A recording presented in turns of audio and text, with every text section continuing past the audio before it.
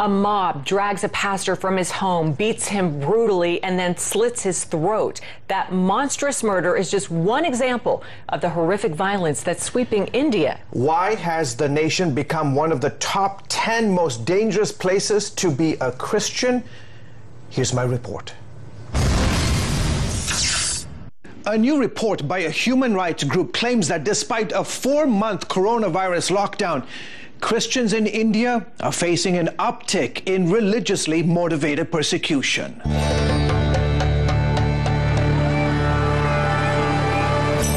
According to Persecution Relief, these 4 states are now the most dangerous places for Christians, where beatings, arrests, church destruction, and at times death are regular occurrences. The police will be called, and at times the Christian will be arrested and accused of creating communal disharmony, accused of causing problems by being a Christian. Among those brutally killed, 27-year-old Kandi Mudu, who converted from Hinduism to Christianity 4 years ago. Among the first people he led to Christ were his 3 brothers. That started the pressure in his village. On June 7th, half a dozen radical Hindu men armed with sharp weapons and homemade guns dragged Mudu out of his home, severely beat him, then slit his throat.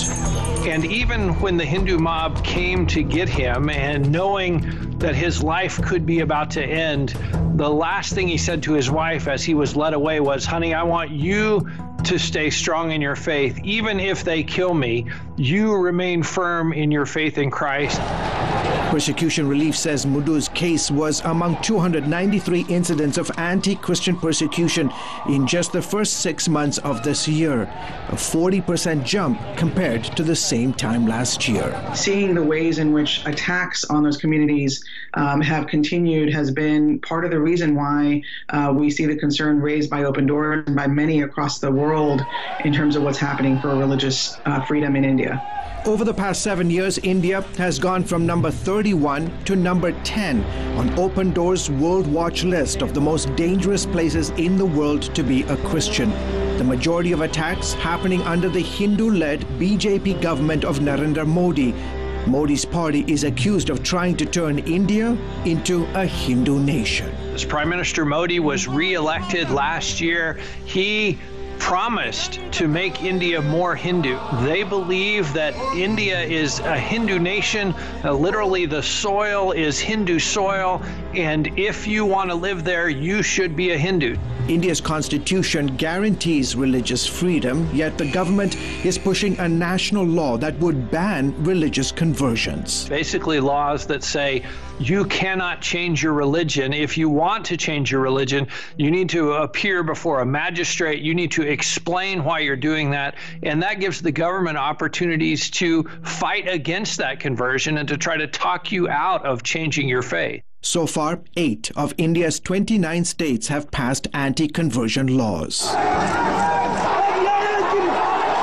And it's not just Christians. Muslims are also coming under pressure. We see a number of efforts that have been undertaken that particularly target Muslims, including last year the passage of a Citizenship Amendment Act, which made it a lot easier for everyone other than Muslims to try and obtain a path to citizenship. Then in early August, Hindus across the country celebrated as Prime Minister Modi broke ground on a long-awaited Hindu temple to their revered god Ram at the site of a demolished 16th century mosque. In 1992, Hindu radicals destroyed the mosque, sparking massive Hindu-Muslim violence. For more than 7 decades, India has been held together by its secular constitution, rich culture, and pluralistic values.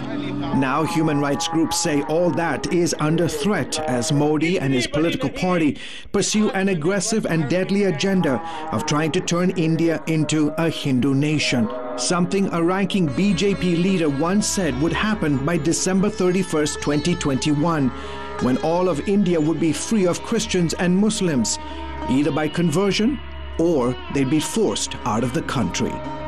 George, you normally think about India as a more secular nation, but not anymore. No. You know, and what is the government doing to protect Christians? Yeah, unfortunately, they are part of this idea of a Hindutva, which basically means that India is for Hindus and everybody else. If you are not a Hindu, you are not an Indian. This is at the core, and it's a very radical extremist philosophy, and it is gaining traction around the country. You know, the beautiful thing about India is that it has always been, we were talking offset, you know, this idea that it's been a pluralistic society for 60 plus years, where Hindus, Christians, Muslims, Buddhists, Jains all lived peacefully. But now radical Hindus are raising this spectre of a nation that is only exclusively for Hindus. All right, great report. Thanks, George. You're most Appreciate welcome. it.